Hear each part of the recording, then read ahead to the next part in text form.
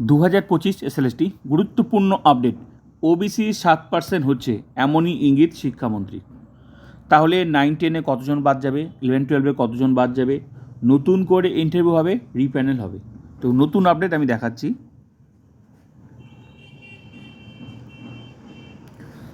School service কমিশনের মাধ্যমে নবম দশম ও একাদশ দ্বাদশে 35,000 শিক্ষক শিক্ষিকা নিয়োগের প্রক্রিয়ায় ওবিসি সংরক্ষণ 17-র বদলে 7% ধরেই করা হবে বলে বৃহস্পতিবার সাংবাদিকদের প্রশ্নের উত্তরে ইঙ্গিত দিলেন স্কুল শিক্ষামন্ত্রী দীপক বর্মন।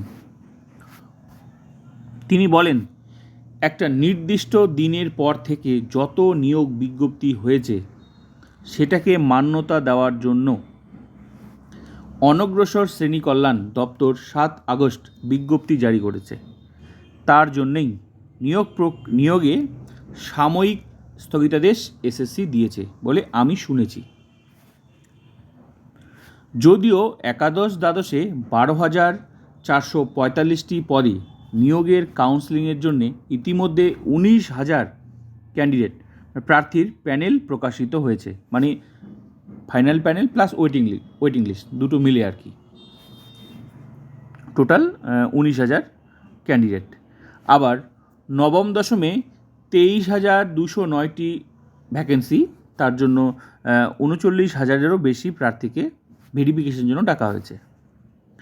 এখন ওবিসি সংরক্ষণ 17-র বদলে 7% হলে প্রচুর ক্যান্ডিডেট কিন্তু বাদ যাবে, স্বাভাবিক।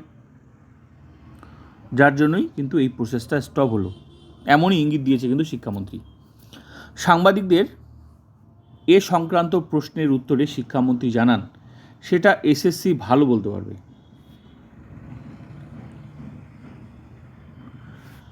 2025 এসএলএসটি এখন এখান থেকে যদি ওবিসি সংরক্ষণ 17 থেকে, যেহেতু 11-12টা প্যানেল 17 নিয়ে হয়েছে, 9-10 ডাক পেয়েছে 17 নিয়ে, হঠাৎ করে যদি এখন 17 থেকে 7 হয়, তার মানে 10% বাদ যাবে। তাহলে কতজন বাদ যাবে? 17 মানে 10% যদি 10% তো কমে যাবে, বাদ চলে যাবে, তাহলে 7 থাকবে। কমানো হলে একাদশ দ্বাদশ ও নবম দশমে যথাক্রমে 1900 হচ্ছে 11-12 ওবিসি, আর 9-10-এ হচ্ছে 3900, প্রায় 4,000-এর কাছাকাছি ওবিসি প্রার্থী কিন্তু বাদ যাবেন। তেমনি আবার সাধারণ জাতিভুক্ত, যেহেতু তারা আবার জেনারেলে চলে যাবে, জেনারেলে ঢুকে যাবে আবার, তেমনি আবার সাধারণ জাতিভুক্ত প্রার্থীরা অন্তর্ভুক্ত হবেন। একাদশ দ্বাদশের মেধা তালিকাও বদলে যাবে। তো বোঝাই যাচ্ছে 7%টা কিন্তু বেশি সম্ভাবনা এই মুহূর্তে। তো যদি হয়, এখনও তো নোটিশ বার হয়নি, পুরোটাই আইনজীবীদের পরামর্শ মেনেই হবে, সুপ্রিম কোর্টের ক্লারিফিকেশন নিয়েই হবে। তো যাই হোক না কেন, এখানে এমনি তো মনে হচ্ছে 7%, কিন্তু আরেকটা জায়গা প্রবলেম, সেটা আমি আগের ভিডিওতেও বলেছি, যেহেতু এখানে এই পরীক্ষাটা সবার থেকে একদম আলাদা, যে 2016 আনটেন্টেড টিচার্সরা আছে। তো 2016-তে তো সেরকম ছিল না, 7 তো ছিল না, সেই সময় তো 17%ই ছিল। তো এক্ষেত্রে কি হবে, পুরোটাই কিন্তু সুপ্রিম কোর্ট প্লাস আইনজীবীদের পরামর্শ মেনেই কিন্তু, এমনি তো বোঝাই যাচ্ছে 7 হবে, কিন্তু এই জায়গাটাই প্রবলেম, মানে এই জায়গায় এখনও একদম নিশ্চিত করে বলা যাচ্ছে না যে হবেই। এখন ওদের জন্য কি আলাদা নিয়ম হবে নাকি এটা আলাদা নিয়ম হবে, সেটা কিন্তু ক্লিয়ার বোঝা যাচ্ছে না, সেটা নোটিশ আসলেই বোঝা যাবে।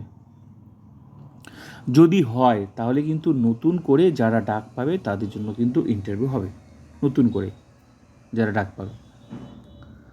তো এখন দেখার নেক্সট নোটিশ কবে আসে, আশা করা যায় খুব তাড়াতাড়ি আসবে, খুব তাড়াতাড়ি।